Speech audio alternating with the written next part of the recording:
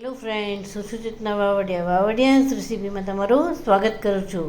આજની મારી રેસીપીનું નામ છે આણંદનો ફેમસ મગ પુલાવ. એ પણ આપણે નવી ટ્રીકથી બનાવશું. તેના માટે મેં આ મગને 1 કલાક અગાઉ પલાળીને રાખ્યા છે તથા ચોખાને પણ 1 કલાક અગાઉ પલાળીને રાખ્યા છે. હવે આપણે બંને મિક્સ કરીને વાફી નાખીશું. હવે આપણે કુકરમાં પહેલાં મગ નાખીશું, પછી પલાળેલા ભાતને નાખીશું અને ઝીણા સમારેલા ગાજર નાખીશું. હવે આપણે તેને 2 થી 3 વિસલ વગાડીને બાફી લઈશું. હવે આપણે જોઈ લઈશું કે આપણું કુકર થઈ ગયું છે કે નહીં. તો હવે આપણું કુકર થઈ ગયું છે. હવે આપણે તેનો વઘાર કરીશું. હવે આપણે તેના માટે એક પેનમાં તેલ લેવાનું છે.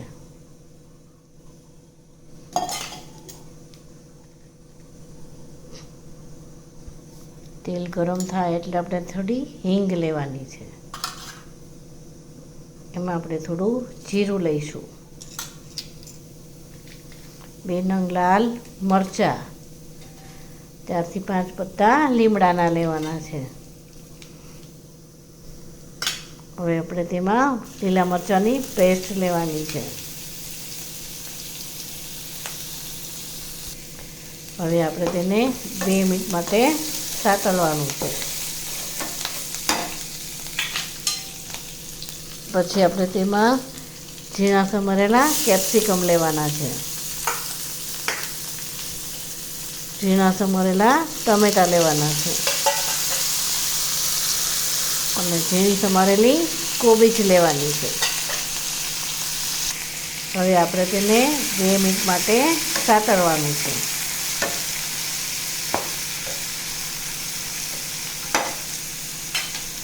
હવે આપણે તેમાં મસાલા કરીશું. 1 ચમચી કાશ્મીરી લાલ મરચું લીધું છે, અડધી ચમચી હળદર, 1 ચમચી ધાણા જીરું, આને આપણે મિક્સ કરીશું.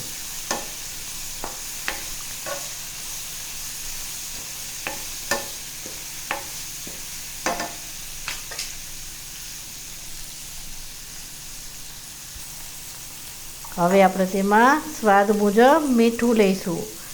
આને આપણે બહુ ચડવા દેવાનું નથી. હવે આપણે તેને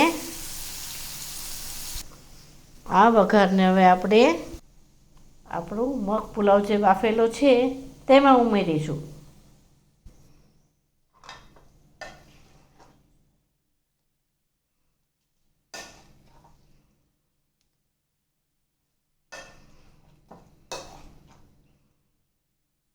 હવે આપણે તેને ધીમા હાથે હલાવીને મિક્સ કરીશું.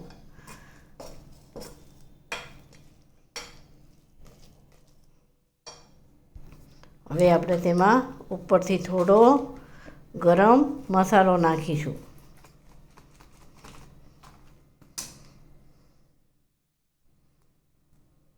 થોડો એવો લીંબુનો રસ નાખીશું.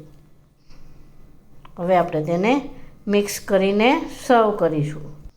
તો તૈયાર છે આપણો આનંદનો ફેમસ